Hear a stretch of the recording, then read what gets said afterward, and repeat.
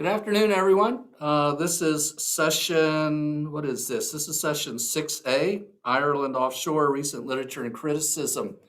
My name is Rand Brandis. I'm the conference organizer, and I'm here at Lenore Ryan University in Hickory, North Carolina. Thank you for participating in our conference, and I'm starting to remind everyone that we have a business meeting tomorrow, noon to 1:30. If you would put that on your to-do list, because we're going to have some business to take care of. But anyway, that's all I wanted to say. I want to thank Nicholas and his panelists for being here, and I'm just going to disappear, and we'll go from there. All right. All right. Thanks, Rand. Pleasure to be with you as always. I've known you for a long time now. It seems an impossibly long time, all those years I met you in Chapel Hill. And that close friendship you had with Seamus Heaney and the great work you did with that, I've always appreciated it. So it's a pleasure to be with you. And thank you for inviting us all to come and take part in this conversation. And I wanted to thank also Alan Jackson, who did such a lovely job on keeping us all informed and passing along the Zoom links and calming us all down before. So it's nice to see so many friends who are here attending. And honestly, this is by way almost of a fireside chat. So imagine you're Val Doonican in your jumper in the American South, talking about Ireland offshore. The theme of the conference is walking on air, and perhaps it's only a Protestant would suggest to you that this might in fact be walking on water. But we're going to talk about the different dimensions of Irish studies and literature and culture in terms of the offshore. Now, Colleen did make a quip beforehand that perhaps this might be a session about Irish literature and banking, but we will try and keep things to do with the watery, the liquid, and the fluid. And I couldn't imagine three more good friends and intelligent and capacious critics to share these conversations with you. I have Colleen here, who is Colleen Parsons, Associate Professor in the Department of English and Director of the Global Irish Studies Initiative at Georgetown University. His wonderful first book, The Ordnance Survey and Modern Irish Literature, is just one of his many publications. He's working at the moment on a study of modernism and telescopes and the idea of seeing into the far distance. And I think much of his work has been very foresightful and brought new dimensions into the study of Irish literature at large. I always enjoy reading his work, which has ranged now from South Africa to Ireland, and from being pushed by him to think more capaciously in my own work with him. He's doing an edited volume at the moment, which is under contract with Cambridge University Press on Irish literature and transnational and global perspectives. Welcome, Colleen.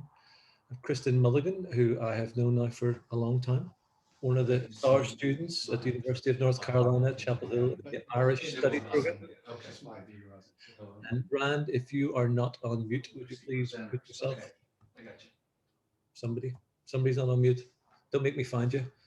And Kristen's first monograph, Geofeminism in Irish and Diasporic Culture, is a truly groundbreaking work and built upon her dissertation's extensive archival research as a graduate Werner Friedrich Fellow at the Zurich James Joyce Foundation. And her work is really marked by an openness between places, between conversations, between communities who are often marginalized. When she's thinking also in this new project, she's working on Ireland's global archipelago, which ranges across a diverse set of ideas of the new Irish, from people in direct provision, traveling communities, those confined to mother and baby homes. She's published in Joyce and Folk Botany and Humanities, and a comparative study of the Talbot divorce, detention, and the penal laws, in Nuala Feilan's My Dream of You in the book Gender, Justice and the Law. And I think is one of the exemplary rising young scholars in Irish studies. And Kristen, it's an absolute pleasure after all these years to come back and be here together. We keep in contact frequently, but I'm really glad we'll get to be in conversation today. And then Dr. Peter O'Neill, who lives two houses up the street from me in Athens, Georgia. And Peter, really, we could have just, that should have been in your living room and it would have saved the Zoom screen. Perhaps we could have done it by the fire. Peter has been a great friend for a long time. I knew him before I ever came to Athens and the University of Georgia. But he's really grown, I think, in his intellectual and his literary and his critical career since he's been here. He's Associate Professor in the Department of Comparative Literature and Intercultural Studies. His work on famine Irish and the American racial state has become ever more pressing and ever more widely cited after the last 4 or 5 years of Irish America and the different contexts by which to understand those terms in the world as it has been. And his work on the Black and Green Atlantic also is timely, and I think before its time, given the absolute interest now in Frederick Douglass and thinking about the racial and colonial dimensions of Ireland's transoceanic past as well. So Peter, I'm delighted you're here. I'm Nicholas Allen. I direct the Wilson Centre for Humanities and Arts at the University of Georgia, and I have written books about Irish literature and culture. It's a pleasure to be with you. So what I thought we would do today was really talk with each other. We so rarely actually get a chance to all sit and talk with each other. I go to the dog park with Peter O'Neill and we talk about our dogs, but we don't often talk about the literature that we love or the criticism that we have written. I don't get to see Kristen enough, and Colleen I keep up correspondence with, but often again at a distance. So this is really an opportunity for us to talk, and I would love for those of you on the Zoom to chip in on the chat and to join in with us. I'm not quite sure of the technology as regards to your faces appearing, but if you can, you'd be very welcome to. But please do feel that you're part of the conversation, and as much as I can, I'll keep an eye out on those conversations. So what I thought was that we'd start with 3 opening positions, which are really more to do with where each individual's work has come from. I'll maybe start with Peter because his work is so grounded in the earlier period in the 19th century in questions of empire and questions of crossing and questions of racial formation and in ideas of the post-colonial state. And then maybe we'll come to Kristen. And Kristen, you might tell us just about your idea of space, of geography, of the idea of identity and its different fragmentary perspectives to the literatures that you've read. And then maybe at the end we'll come to Colleen and think a little bit in the broadest sense about how these conversations fit into other conversations about literature offshore, because it's not only Ireland that has been thinking about the coastal, the archipelagic and the oceanic, and Colleen has thought about these things for such a long time from the experience he had in the University of Cape Town. And in fact, some of the language I have learned in my own work has come from recent studies in South Africa and thinking about the hydroscape. And then maybe we'll come back to that general question. Is Irish studies ready for offshore perspectives? Is the Irish Sea big enough for 2 of us? Are there ways in which conversations about the archipelagic, the maritime and the blue will change not only what we have known, but what we will know in the future? So Peter, would you mind please just giving us an idea of how you came to your transnational perspectives? I know you worked with David Lloyd in California before you ever came to Georgia, but even your experience, I think, of the north of Ireland long before that was an experience of crossings and changes, and maybe you might share a little bit. And if you don't mind, at the end of that, tell us a little bit about Douglas and your idea of figures that you're interested in your work that might be exemplary of these larger conversations. Yeah, thanks, Nicholas, for organizing this panel and for everyone for organizing the conference. It's great to be here. It's weird to think that we're just 2 doors down from each other, but in our separate little celebrity squares.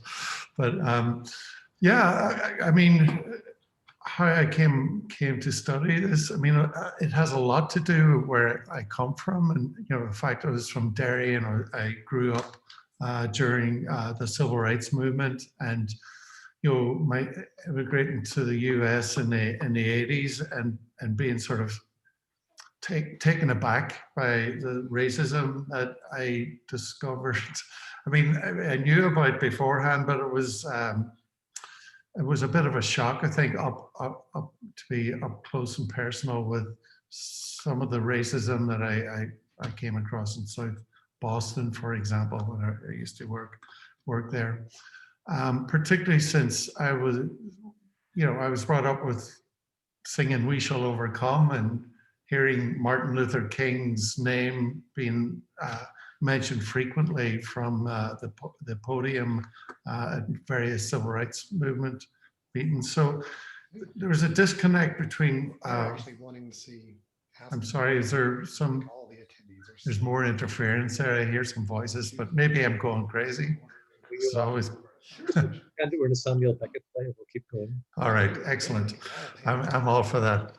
So, you know, that sort of was left me with a question that I didn't really start to answer until I went to University of Southern California to work with David Lloyd and was doing my PhD. Like, what happens to the Irish when they cross over? Is there something in the water? But of course, they're the same people.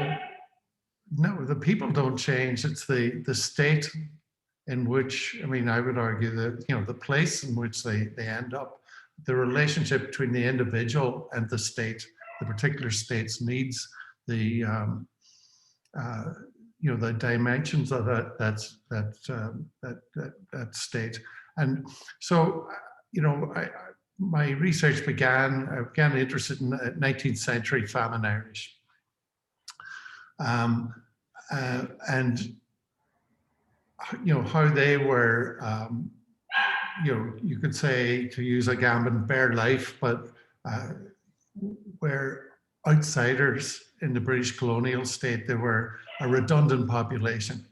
But when they crossed over to the US, they actually became sort of valuable. They could bolster sort of the white labor that was desperately needed by the racial state. So I began to challenge and think about Noel's idea of how the Irish became white, and concluded that it didn't make sense. The Irish, because of the first immigration law of 1790 in the US, the Irish qualified for white citizenship because they were white. They were recognized as white by the law. So the whole idea of becoming really becomes, to me, culturally acceptable. So, so then how did the Irish become culturally acceptable to the white nationalist state that America was, and some would argue still is, in certain quarters? And so, they did that through political involvement, obviously, but also through literature, through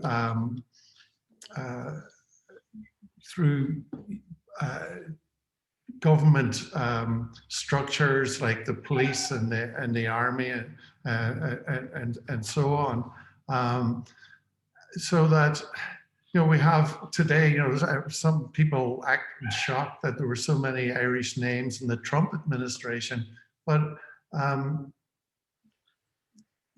have to point out there's a lot of Irish names in the Democratic, in the current Democratic regime too.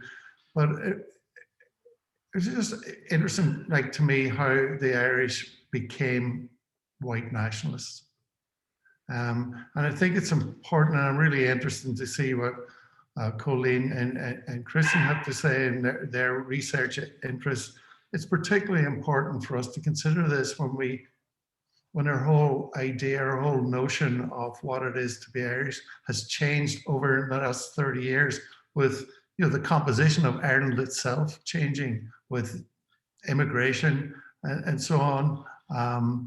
So I think it's doubly important for us to look at these things. And so anyway, so when we talk about race and water, I really have to bring up Paul Gilroy. I have to mention the Black Atlantic first, because it was really, although there were other scholars like Peter Linebaugh and Cedric Robinson, were thinking about the Atlantic and race. I mean, the Black Atlantic came out in 1993, and I think it was the major intervention on thinking about race and ocean, and in relation to the African diaspora, and the idea of challenging the nation state and the relationship between the African diaspora and the nation state, the way the nation state sort of marginalized them. So that, hence my interest in state theory. But the Irish, the famine Irish, were marginalized in Ireland, yet were an important part of the racial state in America. So that's where I started. That's a bit of a long-winded answer. Can I ask you one question, Peter, which is how your understanding of scale has changed because of this? Because in one sense, you're talking about a state in the United States and the evolution, if it can be called that, of a certain kind of nation state. While at the same time, you have different evolutions of different nation states in Ireland, both before and after partition. And that you're also thinking about the granularity of experience of people as they cross and change, and over the generations have different understandings of what their identity might be. How do you see that ocean between? Is it just sort of a blank space, or do you think about crossing a lot? Do you think about intermingling?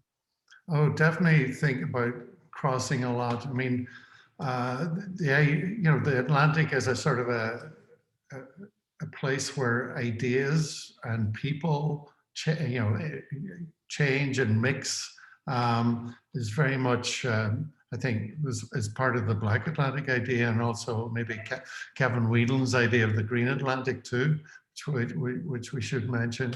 Um, it's interesting. You mentioned Frederick Douglass, and I often, think about how his Black Atlantic experiences really began in Ireland, where he in Ireland, he said, as he said himself, "Lo, I breathe the air, and the chattel becomes the man." His crossing, in essence, and his residence in Ireland, sort of, he became the modern subject. Something denied him in the US. So, I mean, that's one way, I think, of looking at the Atlantic as a way of transformation. Can be transformative in a very positive way, and also, of course, in a very not so positive way. So, Well, thank you. And I think I'll take that idea actually, Peter, and tell Finnegan to give over there in the background. I'm going to take that idea of the modern subject, about the idea of subjectivity, to Kristen, and ask you, please. Peter's been talking there about geography and about identity and about a sense of self. You have thought and continue to think so acutely and well about subjectivity, about the dimensions of psychic understanding of space, totally revising ideas of geography and gender in your work. And I wondered if you would take us further and share us a little bit of your journey to your perspectives, please.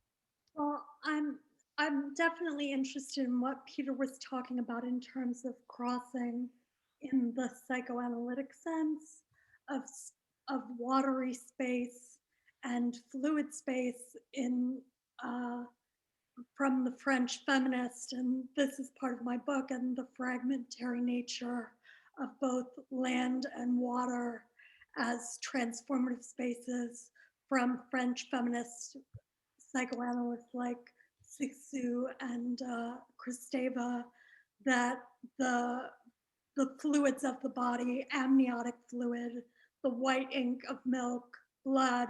I just read with my class Dora Negriffa's A Ghost in the Throat, and my book, had I written it even later, would be twice as long and half, possibly even less interesting, because she handles all of this with such great depth and nuance, and I can't wait to talk about it in my next project, because the physical borders map with the borders of the body and the psychic borders of the mind and the offshore. One of my students was talking about how the offshore becomes moments where you're both in your body and out of your body. And that's figured both physically in the sort of scene of her C-section and the scenes where she's at the coast in various places and thinking about Evelyn Dove. So she's not really in herself in the present moment, but she's, and then in her C-section, she's on a morphine drip. So there's liquid coming into her body. So the physical reality of the body is transported by these fluid manifestations. And I look at that in the work of earlier sort of mid-90s poets like Melanie Gonel, novelists like Tana French, or even in my more recent work, Nuala Whalen. I'm really interested in space, both as a geographical and a symbolic construct, and how these things are figured together to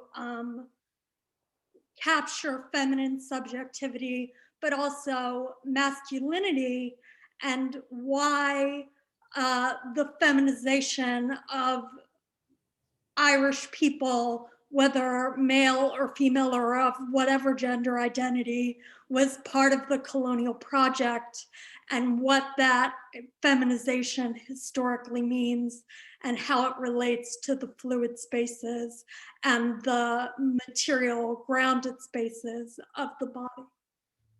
That's so brilliant. And, I always, admired you and respected you for your attention, not just to the literary quality of work, but to the linguistic qualities too. And thinking about the ghost in the throat and thinking about the Irish language and thinking about archipelagic languages and other words.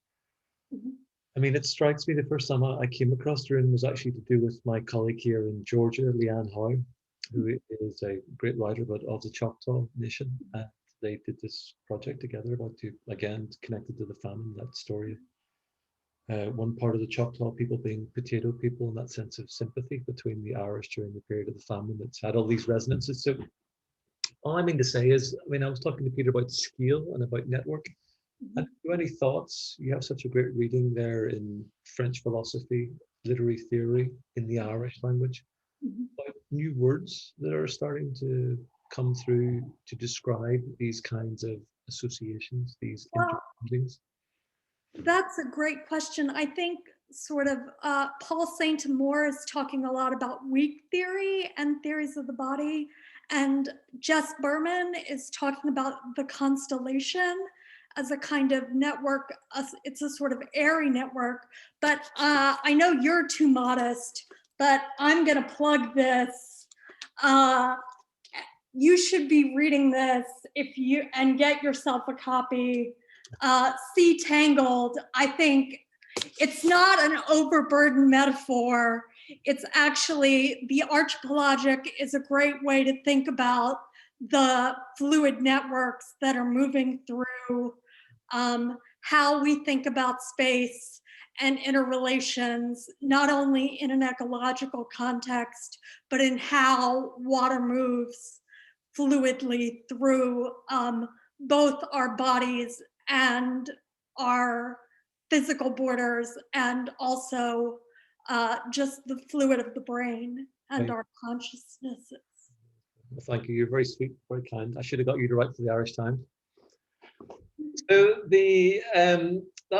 that's great. And actually, one thing I love about this as well is that, and it's something also about being offshore oneself. Perhaps I'm conscious that we're all in the United States and thinking a little bit about. I'm not going to call it being homeless, because actually I do feel at home here in some ways, but about being kind of, and adrift isn't the right word. I like the word unmoored as a way of thinking about all this. But I wonder, I've become much more interested as I go along, and I so love your idea of the embodiment of writing, about the kind of affective experiences that go into our criticism, and the way in which this conversation about the offshore invites the idea, and it's not of distance, as I was saying to Peter, but of things being overlapping in a way.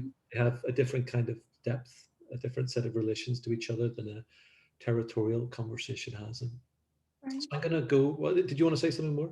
Oh, I just wanted to add that Negrippa actually uses the metaphor of the offshore. She talks about giving her body to the river. Oh, yeah. And that's, the offshore becomes the space. She says, I was no longer there. It's physically going offshore to correspond with the psychic offshoreness.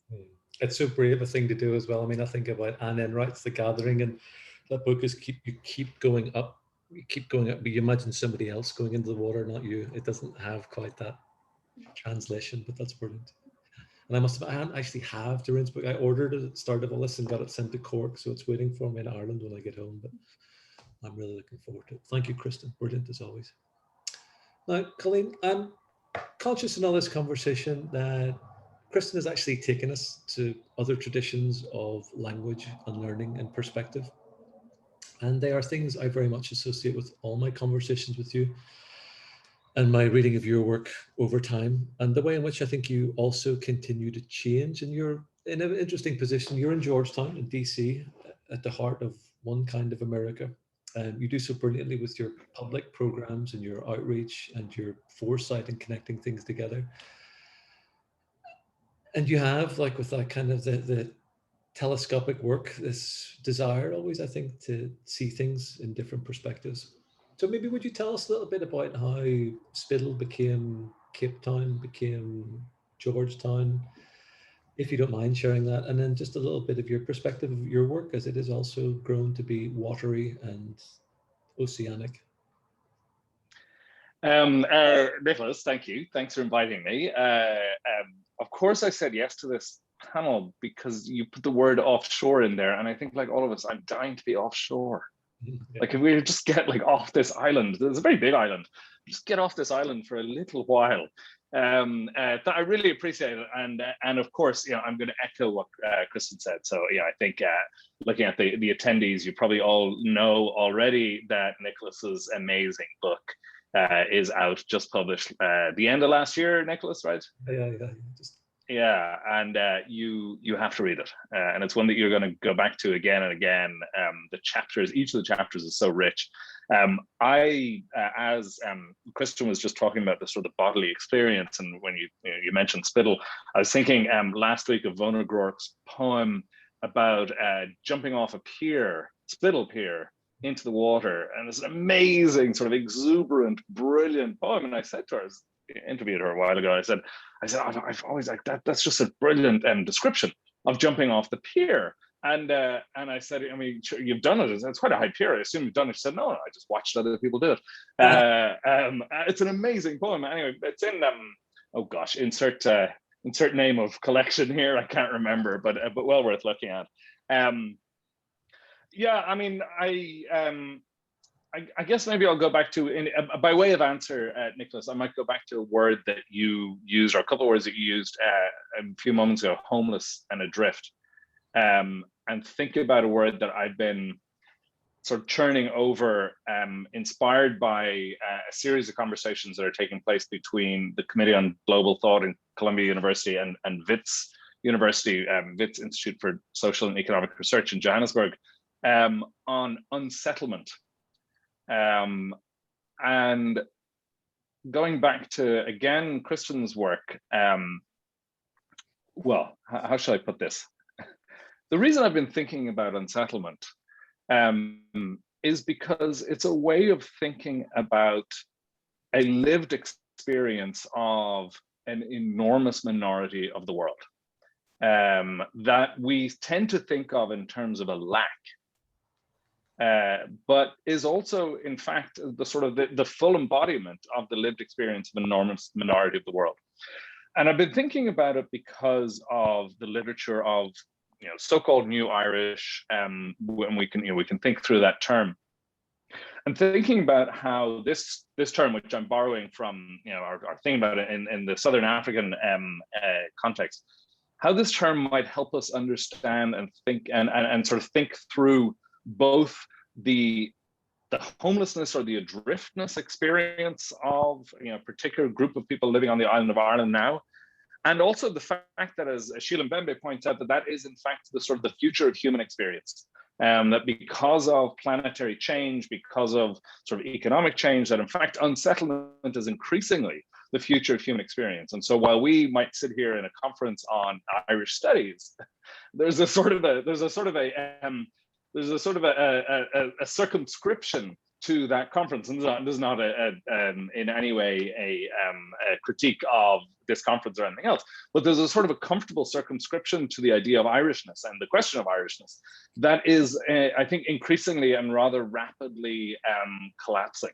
And not just because we might think about Ireland offshore, we might think about Irish people moving, we could think about it in the way that you do so well in your book. You think about the sort of the liquid and the watery edges of the definition of that very term and the definition of the state, but because increasingly as we look forward, and I think about work of people like Malcolm Sen, Maureen O'Connor, and others in Irish in eco-criticism, increasingly as we look forward, the settlement that we take for granted in the way that we think about Irishness will become less and less part of the experience of people on the island of Ireland, or those who sort of claim themselves to be Irish.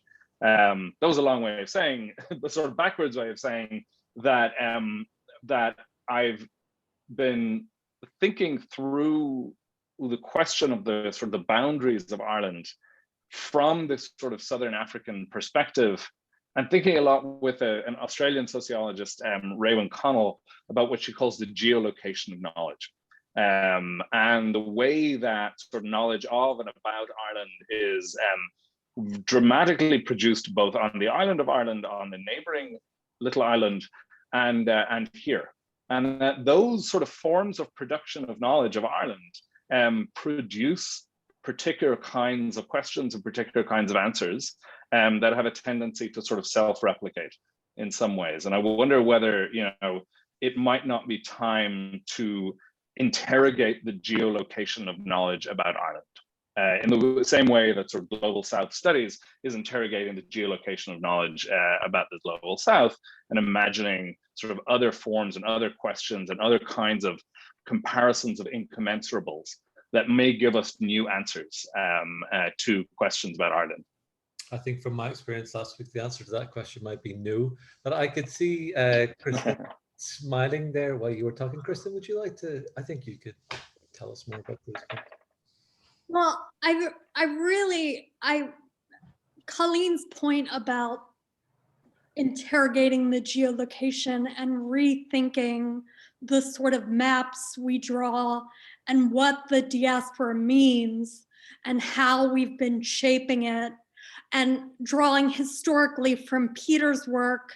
And again, to come back to the idea of crossing and what those larger crossings mean, and how we, and not only the sort of crossing over of coming over, but what it means for me as an American to go back and to be a part of the diaspora that goes back, and to have those kind of engagements.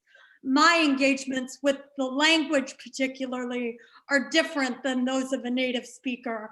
And to invoke our mutual friend, Nicholas Patrick O'Neill, you know, he calls me Miss Potato Irish because, and that's a term of endearment, but it's also true because, you know, that's to refer, I mean, it's also a kind of funny way, but I know, as I pointed out, an offensive way to refer to the Padman Irish, but it also speaks to a trajectory of crossing and a kind of historical grounding of the crossing back that I think needs to be considered in terms of diaspora, and also shifting questions of diasporic studies and how we're shaping them, and what our positionality means in those questions. Well, I would hate to hear what he calls me, if that's what he calls you. But I was thinking as you were speaking, actually, and I've got this other echo in my mind, and I keep thinking we're in these Zoom rooms here. I'm imagining that we're actually in a provincial hotel room with, you know, 8 other people there talking about these. It's wonderful that we can have these conversations on the largest scale in the smallest, strangest virtual boxes. But I was thinking, you know, in your term, and I want to come to Peter as well here, but the idea of unsettlement. You know, there's so many echoes in that, also the idea of hauntedness and of those conversations that have gone on about coloniality, about the possibility of decoloniality. And I'm thinking too, just at the moment, so many conversations in Ireland about the history of imperialism and about, you know, this sudden discovery of the fact that perhaps we had something. Was this just us? And so I'm just wondering, you know, in one sense, it's something new, I think, to imagine an unsettled future, and yet it has very deep and complex, unacknowledged currents. And so, Peter, I'm going to give you a kind of a thought problem. And everyone in the chat, we are going to come to you in a little bit, and I'd love to be able to see you if we could see you. With what Kristen and Colleen just said about this unsettled language of the future, how do you see, or what would you think about iterations or studies or understandings of Irish involvement in empire, Irish involvement in racial nationalism now? Does this conversation change it for you? And what kind of liquid, historicizable language might you use about it? Well, yeah, of course, it does change. And I mean, when Colleen was talking there, I remembered one of my old professors, Zygmunt Bauman, who writes about liquid modernity. And I think we're in, and he also had a very short, just before he died, he had a very short little book called Strangers at Our Door, about just about the migrant crisis and traditions of hospitality which have gone by the wayside. And I think those two concepts, his two ideas, the precarity and liquid modernity, can be applied to Ireland more and more, I would think. As to, could you please, I just went off on a tangent, but let me. Yeah, I want to ask you, can I follow you one more? Then I think that's great. And actually, that's a great reminder of the idea of modernity and of that idea of refugee. And actually, I was really struck. We had a seminar in Berlin for a number of years before the plague came. And we were speaking with one of the charities that's based in Berlin that save migrants coming across the Mediterranean. And the fact that actually that border in the Mediterranean is the most fatal border in the world. It's much more dangerous than crossing the American border, dangerous as that is. And that's a European border. That's also an Irish border at sea there. And so maybe, I mean, I was asking you a question about imperialism. I'd love Kristen and Colleen to speak about that, but also, Peter, maybe something to do with the idea of justice and of climate justice also. I mean, in Ireland, there can be an idea of self-containment, that we are a small island and that these things happen elsewhere. Do you think that this climate future is going to make these questions of liquidity, of toleration, of non-domination pressing in a different way? Well, absolutely. I think that'll become more and more the case as we go forward into our uncertain liquid future. So, but I think, to get back to your Finnegan is, He's saying he disagrees with everything I said. He wants Aggie to join us, but I have to keep scratching him here, so please, I'm sorry about this. But getting back to your question about imperialism, right? Are you talking about Irish involvement in imperialism's past, or everybody? Yeah, I'm just thinking this is this idea of discovery at the moment, discovery of paths that were apparently the province of other places, and yet we can see now with this language of entanglement that we need to have a slightly more, or we could have a slightly more complex conversation about what it means to be involved with coloniality, involved with imperialism, perhaps even now involved with questions of climate and justice. I don't know if Kristen and Colleen would like to jump in here. I mean, this is the worst way to put it, are our Irish studies futures different in thinking about these entanglements? Do conversations... I mean, yeah, no, I just to in a sense say, and it's interesting to sit here and talk about futures. It's not something that we're all literary scholars. We're generally not good about talking about futures, but in a sense, like that's the problem in front of us is precisely like how to imagine a future that also sees a more variegated past, right? That understands a more variegated past, in which, and to use that word entanglement, and I'm thinking about it in Sarah Nuttall, but also complicity. Mark Flanders is, these words that describe, and it is particularly in the South African sense, that describe an incredibly complicated sort of intertwining of justice and injustice, an intertwining of the future and an inescapable past. And I guess I go back to this question of theory from the global South. I'm thinking of John and Jean Comaroff, the somewhat disgraced anthropologist couple in their book Theory from the South, and thinking about the future of the global North is visible in the global South in ways that we have not yet come to realize. And the future, and this goes back to Nicholas, your question about Ireland, right? The sort of the sense of its self-containment, the sense of its sort of its self explication in a sense that increasingly is at odds with the reality of a future in which the island of Ireland and the sort of the experience of Irishness and the identity of Irishness will be scattered, will be fragmented, will be broken, and not just because of diaspora. And in a way, I think we also need to think about other forms of understanding the presence of Ireland in the world, culturally, historically, in terms of literature, that don't follow routes of either diaspora or colonial exchange, right? These are the easy ways of thinking transnationally. I don't mean that, that's not a critique, right? But these are important ways, but they also, draw on an archive that can sometimes be complicit with other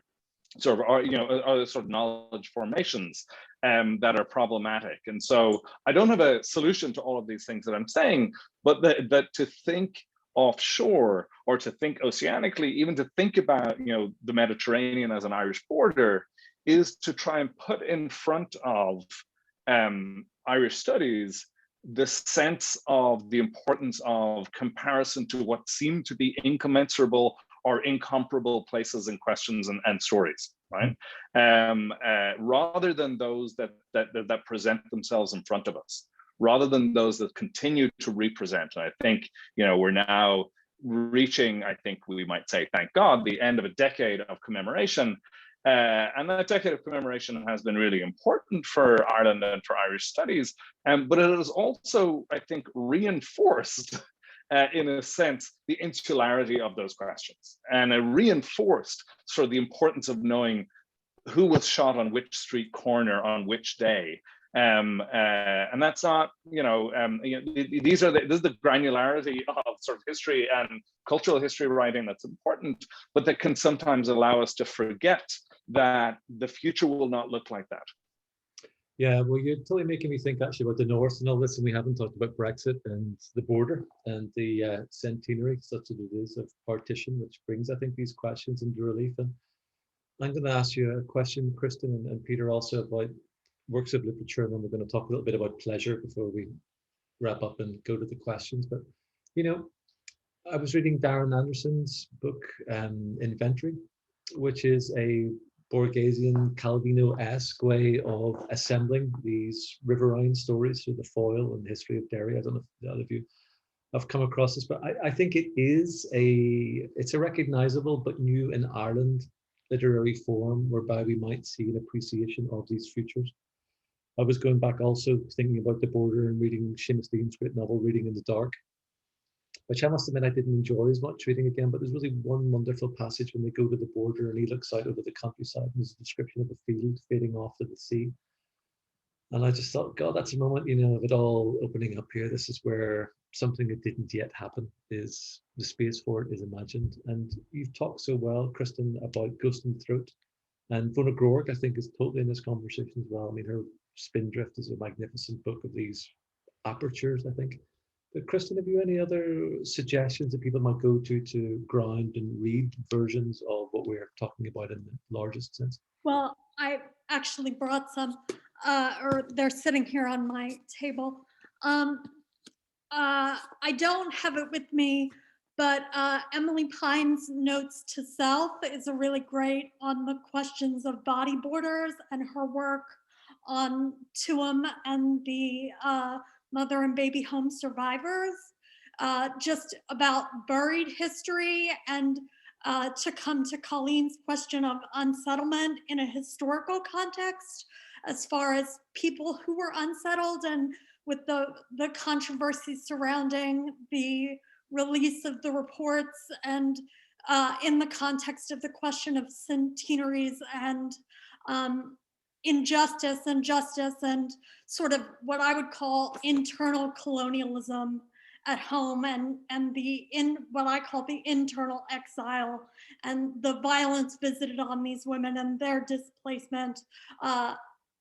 Emily Pine's work in general is great, and also Sinead Gleason's Constellations. And I just started it, but Mark O'Connell's Notes notes from an apocalypse. I was going to say notes for an apocalypse because that's what it's felt like during this pandemic, but I wanted to get the title right. So I think those are some really great things, and I'm teaching with them at various points this semester. In a more diasporic, in the sort of old sense of American Irish writers, Trisha Lockwood, or Patricia Lockwood, as she publishes under, has a great collection called Motherland, Fatherland, Homeland Sexual. And I'll put that in the chat when I'm done. But she also just came out with a novel that I haven't read yet, but I'm looking forward to reading that. And of course, the great Flannery O'Connor short story, Everything That Rises Must Converge. I think those would just be my top 5 or 6 greatest hits. And they're what I'm reading right now and teaching. And I'm also really interested in historically what Irish American women's experience means. And there was a great exhibit at Molly, I think June Caldwell put it together, on Nuala O'Phelan. And I haven't been able to see it, but I definitely recommend Nuala O'Phelan's, both her memoirs and, oh God, now I'm blanking on the title of the novel that I published on, My Dream of You. It's a great sort of look at the Irish expat and sort of what it means to be a globalized Irish woman, and to think about larger questions of border. And to use Colleen's term, which I think is very apropos, and once he publishes, I'm going to steal from it, the question of unsettlement, particularly for women, and really for all people, I think, in the modern age. And that is a question that I think we have to deal with now and in the future.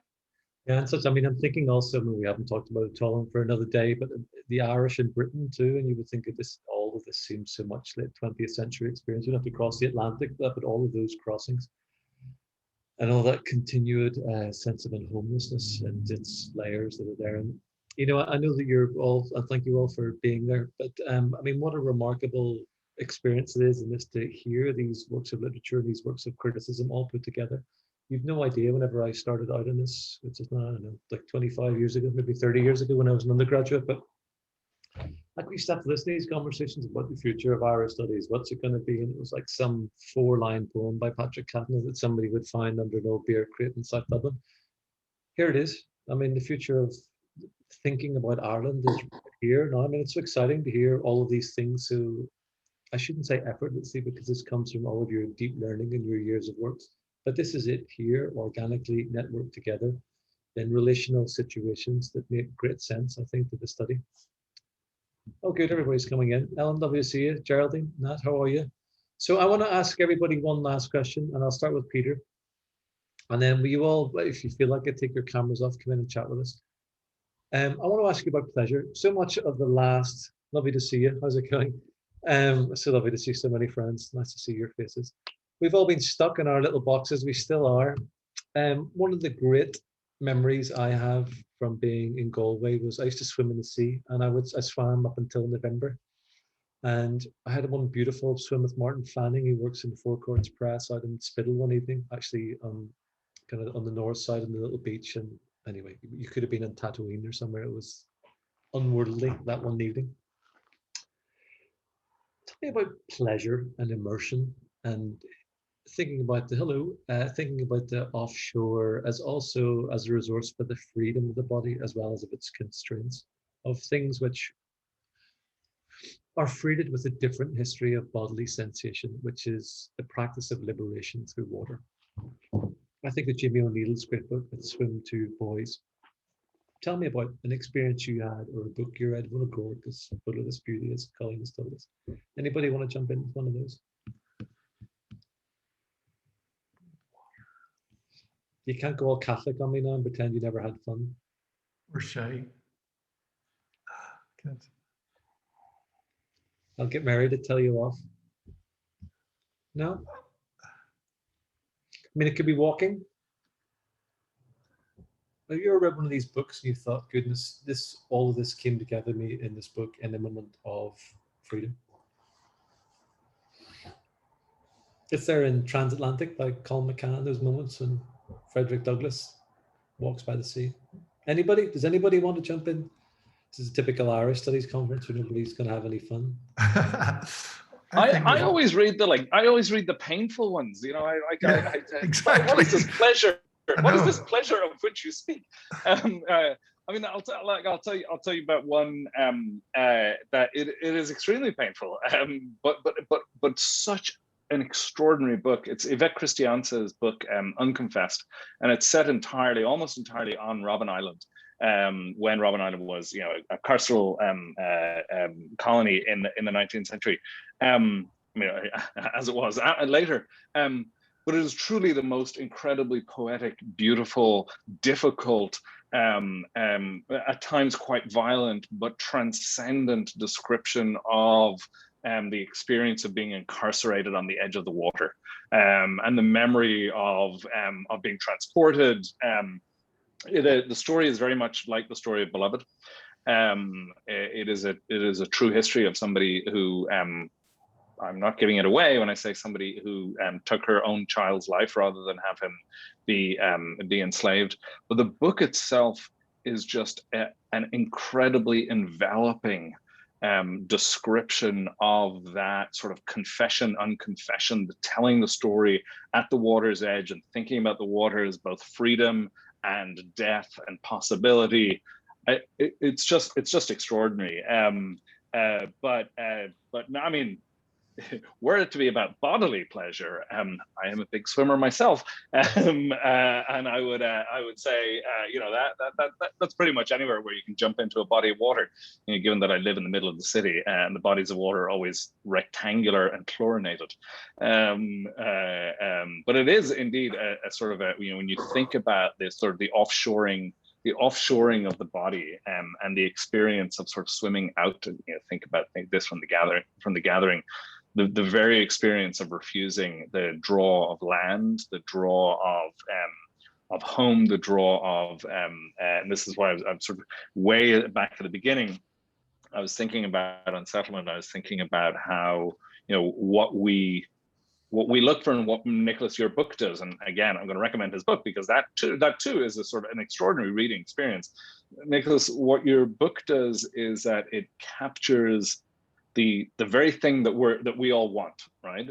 Which is to free ourselves of the shackles of a particular sort of land and territory and you know, personal and political history that is connected to one island and one place that has one history.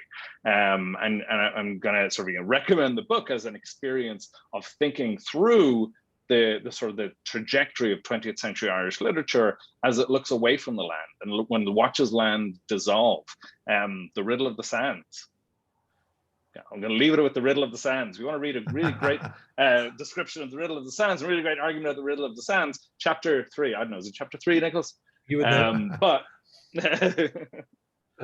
You're sweet. I'm realizing that we've never had a little Irish book of optimism. No, not a bit. But even Diane came into my office the other day looking for you know, a book to read for pleasure, and she looked at all the novels, and she ran away horrified because they're all about racism, unsettlement, you know, turmoil. But that's what I read. You know, and actually very few Irish. I haven't read an awful lot of Irish writing this past year. I've been reading Mega Majumdar's, you know, came here. Burning is a wonderful, wonderful novel about contemporary Indian politics and, you know, sectarianism and gender and sexuality. It's a terrific read. I really recommend that. And then, you know, about migration. Helena Biela's Travelers is a wonderful novel, but so is Jenny Ebrenbeck's Go went gone about the migrant crisis in Germany.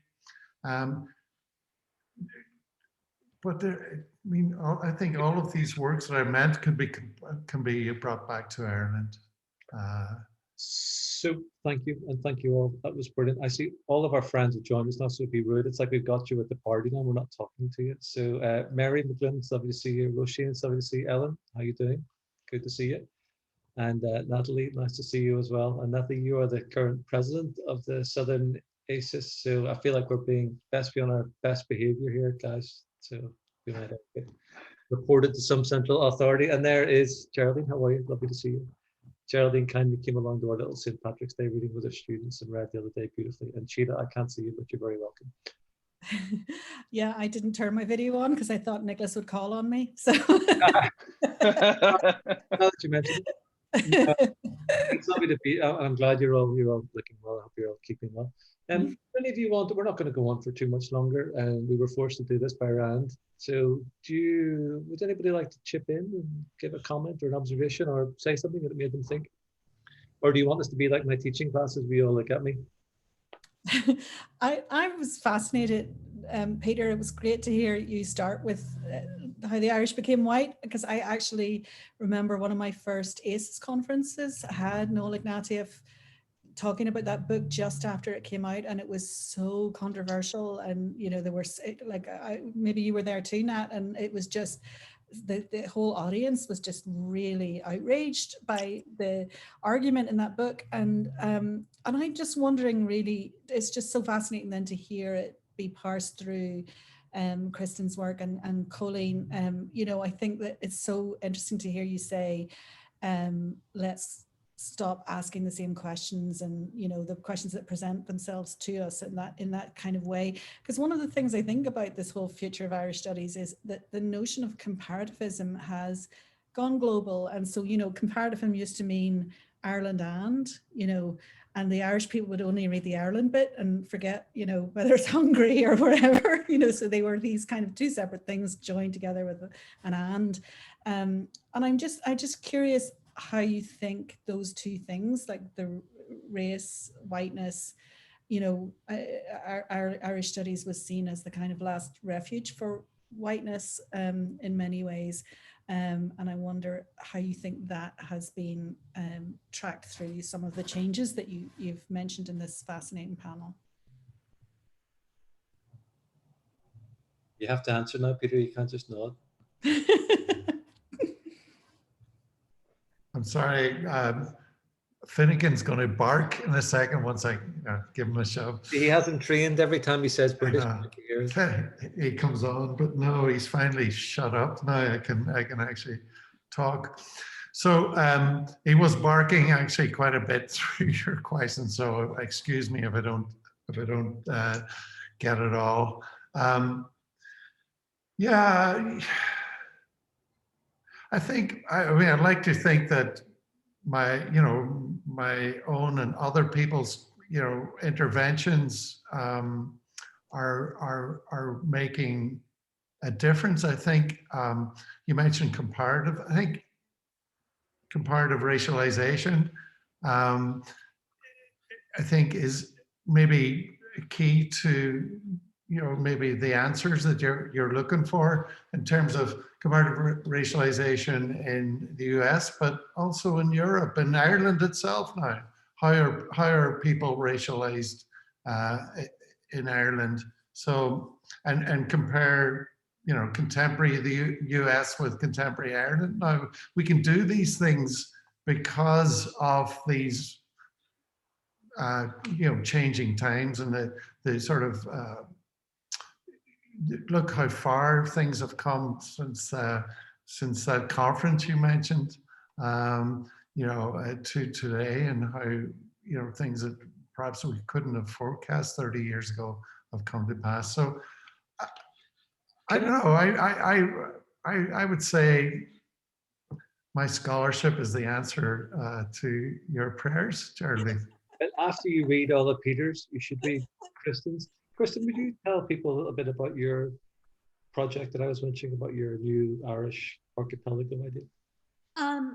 So it basically, I think it's going to start with Negriffa because that's sort of the bridge between my prior monograph and the work I'm doing now, and this sort of question of the fragmentary diaspora. And I'm going to come back to Colleen because he gave me a term I really want to use, and that's unsettlement, and whether in terms of psychic unsettlement and what that means in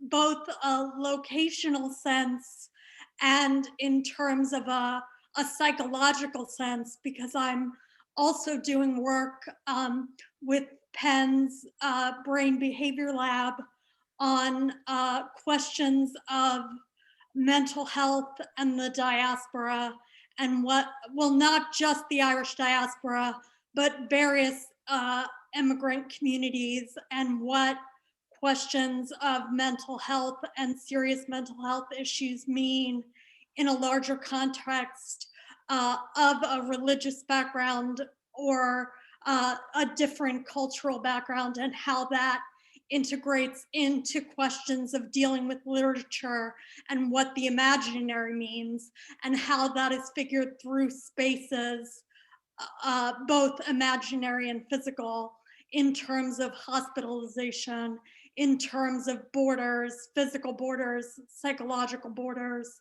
All of these things are figured together in questions of subalternity, to go all the way back to 1985 and Gayatri Spivak, but to come forward and bring it to questions of neuropsychology and how we deal with patient status, looking at a figure historically like Lucia Joyce, and then bringing it forward.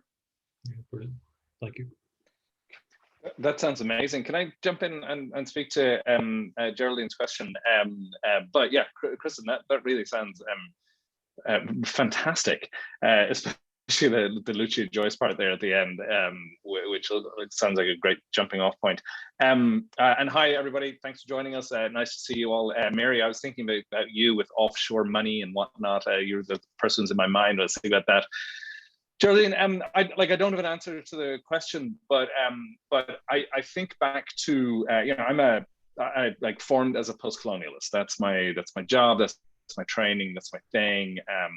And I think back to the way that Irish post-colonialism was completely unable to talk about race, and completely unable. In all kinds of problematic ways, and that may have been because it was a sort of very Said influenced post-colonialism, and Said himself was just not good at that, and that had a sort of long arm in a sense, and it involved comparisons and thinking across colonial sites that were entirely race blind.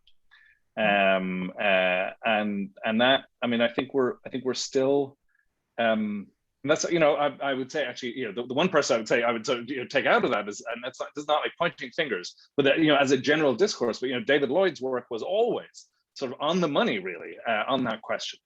Right throughout the 1990s, David Lloyd's work was always reminding us that we have to think about race when we make comparisons. And so I think we're still in a way sort of recovering from, and I'm a post-colonialist, we're still in a way recovering from the sort of the hangover of that particular kind of work that was so generative in the 1990s. And I know Nicholas has been angry on Twitter about historians who suddenly discovered that Ireland was part of the empire, which is what literary scholars and some historians have been telling them for a very, very long time. But in a way that it's something that needs to be constantly rediscovered, and that we need to constantly rethink the modalities by which Ireland was part of the empire, and how that can mean for a future of thinking Ireland globally, right? When the sort of the frames of global are global capital, the frames of global are globalization. These are the ways that we tend to put things together when we make a global scale, and that brings me to planetarity and the question of like how we create other forms of world scale that are not dependent on the movement of people and capital that created globalization. And I think that's where the challenge is right now with thinking both comparatively and globally in terms of Ireland, is sort of undoing the work that was both deeply generative but yet also created habits of mind in the 1990s and early 2000s. I do so hope. Easy for me to say because I was a student then, so I can point fingers. I'm just thinking now, I do so hope you have these conversations at embassy dinner parties. This could be our global. There haven't been many. Yeah, no, that's great. That's so good. Wonderful. Well, we have time for one more, maybe. Would anybody else say it, please? Lovely to see you, Ellen. How are you doing? Hi, everyone. This was great. So wonderful to learn about your work, Kristen. It's nice to meet you. I loved the name drop of Tana French. I want to hear more at some point about Tana French. But my question is for the whole panel.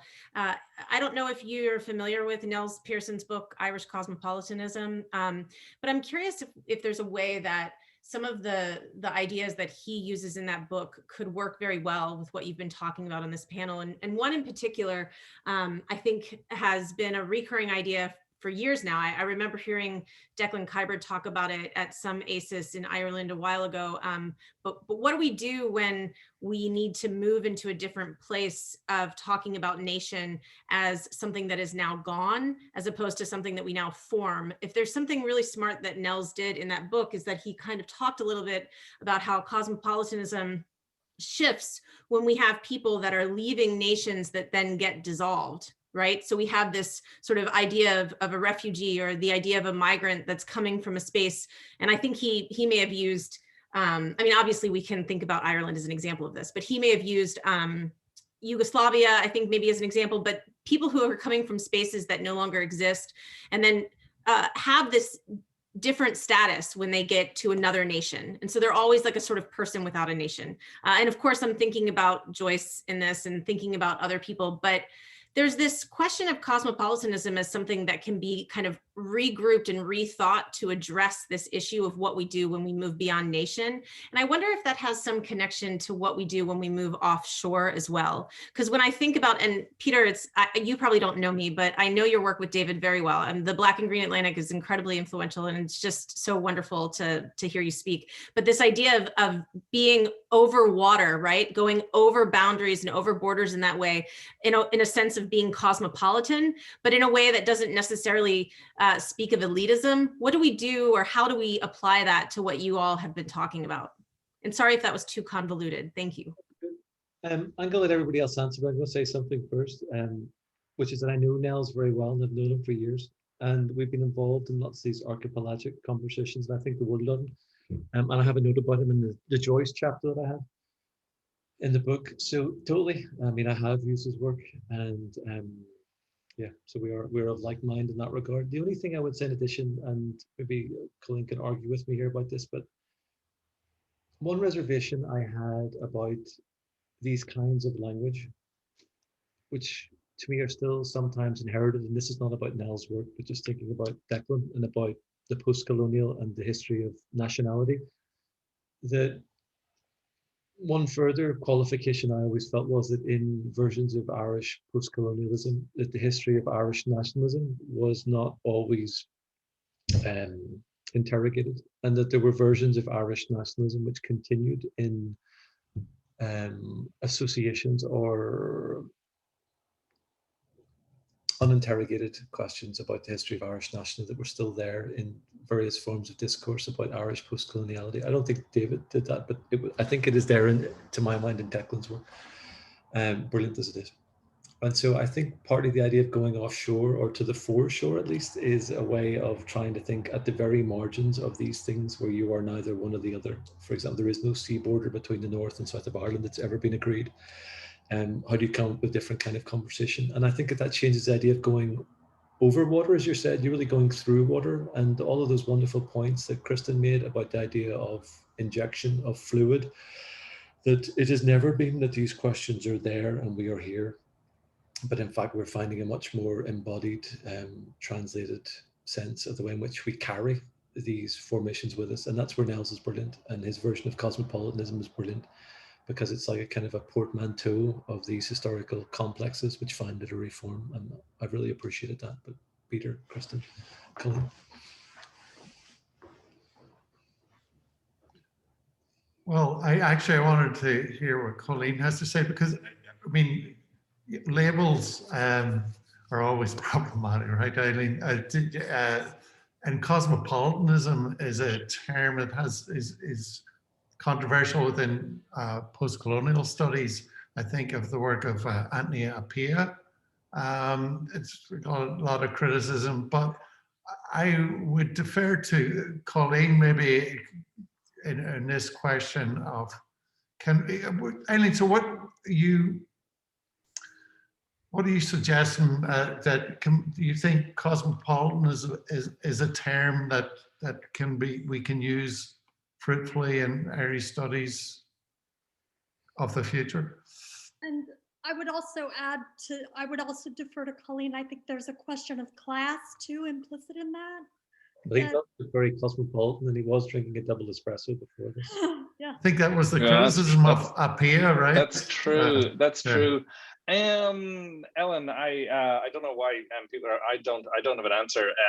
You know, obviously somebody like Bruce Robbins and Peng Che have been trying. Well, were at least in the early 2000s trying to sort of resurrect cosmopolitanism, and that's the idea of cosmopolitanism that I think Nels is working from, that cosmopolitanism from below. But I liked where your question began, and I was thinking of this one novel by it's a novel memoir. It was written over 50 years. It started as letters, then it turned into a memoir, then it turned into a novel. But it's literally 50 years that this person is writing it. Sophia Mustafa, Indian living in what was then Nyasaland, what became Malawi, and then lived in Tanzania and in the Seychelles. And but she was sent to quote unquote India when she was a child to go to school, but of course she was sent to a part of India that became Pakistan. Sorry, so she was sent to India that became India, but she was Muslim, and she then had to move to her family in Pakistan. And it's the story of partition, but also the story of an entire loss of identity that had been formed overseas, right? And so, you know, we know that the Indian diaspora, and especially in East Africa, has been sort of very extensively studied, and in many ways there's a real sort of complicated construction of Indianness, of non-resident Indianness that we see in East Africa, and that's a brilliant story, really kind of awkward, to be honest with you, because it's written over 50 years, story of the loss of an assumed identity, and the loss of a sort of an identity into which she is assumed to be growing. And then I'll just say one other thing, but it's also Indian. I'm thinking that there might be a reason for this. And this is not to say that, you know, the border in Ireland has not been thought through, nor been sort of theorized, nor even identity. But I'm thinking of Amitabh Ghosh's, and thinking this because it's so liquid, The Hungry Tide. And there's this one community of people living on one of the islands in the Sundarbans, who are essentially living, to borrow this sort of term from Spivak, living sort of below the radar, below the sort of the visibility of the state. They become visible and then, you know, get attacked. But that, you know, Ghosh is telling, and he does this also in Antique Land and a few other places, but Ghosh is telling like that story of communities who have lost the state into which they were assumed to be growing, or into which they were assumed to be sort of, you know, developing. And that they become, and not, these are entire communities, not just individual people, but that they become people who then begin to create something that is, and this is not, you know, it's not a valorization of this, that they begin to create something that is an alternative to state formation, right? An alternative to the violence of the state, an alternative to the sort of the institutions of the state. So that's not an Irish answer, it's not, but it's about sort of the way that communities, I'm thinking about both of those because they're particularly about oceans, about crossing an ocean, but living in an ocean, living in a, you know, a Hungry Tide, if you haven't read it, is really about sort of, you know, living in a place that is, you know, now water, now land, now water. But they are particularly about the sort of the creation of new forms of community identity on the edges of oceans or with the experience of crossing oceans that are not necessarily cosmopolitan, not even cosmopolitan from below, but that provide, I'd say alternative futures. It's not an answer to your question, but Yeah, no, but they're good reads. You're just making me think so much of Joseph O'Connor's novel of the famine ship, and that really brilliant description of Pius Mulvey when he ends up in Belfast and in Liverpool. And he said he felt like a god. I mean, and it's a kind of formation of a self-sovereignty that he couldn't get in other places, those port cities. I've actually been thinking about in the autumn, there's going to be a border literatures series with hopefully with the National Library of Ireland, and I was thinking about the Indian context, and getting Ghosh to be part of the opening panel would be, he's a very good friend of one of my colleagues here, a really wonderful guy. I think you're on Twitter, Arun Kashyap, who writes so brilliantly about Assam and about the things that are missed in Indian national stories, even on land. But Aruni Kashyap is brilliant, and Ghosh, of course, is genius. It's Friday afternoon, it's 4:46. Did you want to say something? Mary has a question. Yeah, I was just listening to the kind of end of this, and I have to apologize if my own dog freaks out, number one, but also because I vanished for a few minutes in the center of everything, and so I didn't hear most of what Colleen had to say in the earlier part of things. But I'm just reminded in an awful lot of this. So if anybody already mentioned Mike McCormick's Notes from a Coma. Was that part of the conversation? Because he literally, and I think it connects somewhat to this conversation about embodiment and disembodiment also, because he moves people into a boat offshore and suspends them in this bizarre, a coma state. And it's people from different nations. And so it's really, I feel like, an underrated and really prescient book in all sorts of ways. And alongside Solar Bones kind of underscores his ongoing interest in the politics of water more generally. Sort of my great regrets in Galway. I think I met him a couple of times, and he was always so quiet and shy. And it was before he published these books that I never really, when we were just in passing, I always think, oh God, if I could go back and talk with him again, I would. So maybe he would. Yeah, he's quiet man, brilliant. Solar Bones is one of the great literary works. All right, well, this is yours, the Southern ACIS in the year of plague. One thing I can tell you, it hasn't been announced yet, but since you're all great friends, I know you won't tell anybody, but Athens is going to host the National ACIS next year from March 23rd to 26th. You clap me now, you'll be cursing me then. So springtime in the south, and one of the most beautiful college towns in the country, and it's going to be interesting. I think we're going to have sort of salon conversations rather than keynotes and lectures and things like that, and we'll try and mix it up a little bit. So put in your calendar for next year, March 23rd to 6th, the National ACIS, which will also be the Southern ACIS, thanks to Natalie and her colleagues. And thank you, Natalie, too, for sharing us on Roisin, your blog about the word happy in Irish. Thank you, that was very kind of you. So it's lovely to see you all. I'm sorry I don't get to see you all in person more often. It's nice to meet new friends, and good to see old ones. And would you join me in a round of applause for this brilliant distinguished panel? Thanks everyone for coming. Nice to see you, Ellen. I echo the excitement, even though I'm in DC, so it's like flipping. It's the South anyway, but I echo the excitement about Athens in March. That sounds lovely. Is that Athens, Greece, or Athens, Georgia? I didn't know. We do also have a Sparta and a Corinth that I often tell people down here about how the university helps by saying, why is Athens not Rome? Because Rome, Georgia is none of this. So maybe we could have a classical tour if you were so inclined. I'm just going to hold everybody's hands the whole time and kiss people and hug people, so you're all warned. Good to see you, Mary. Looking forward to tomorrow. Oh, indeed. That should be fun. Yeah. Mary's panel. Actually, can I ask while you're here? So I didn't see a title for your panel. No, so there's an awful lot of just weirdness about all of it. And the title was so general anyway. I think we're talking about gender and class in Ireland. Okay. All of it. And that I have apparently been assigned the specific, also giant task of underrepresentation of working class women. So actually, I think I'm going to talk about crisis pregnancies. So it's kind of a different but related thing. That sounds fabulous. What time is the panel? We are 9:30, I believe, tomorrow morning. If So- anyone wants to hear graduate students talk about reading Ulysses for the first time, my students will be presenting at 8 a.m. tomorrow, which I thought was so mean to do to my students on a Saturday morning, but that's okay. They'll be at 8 a.m. tomorrow and they're very excited. So if anyone's awake or just hasn't gone to bed yet, feel free to. Join in. You could all be in the Martello Tower, I presume. Was that still at 8 o'clock? You could. Wait, well, was what? So, You're 8 o'clock in the morning to 8 o'clock in the book. You could all, Yeah. Oh, that's good. I'll be shaving. Yeah. Thanks I'll so be- much, you guys. That was fantastic panel. Really great. Thank you. Really wonderful.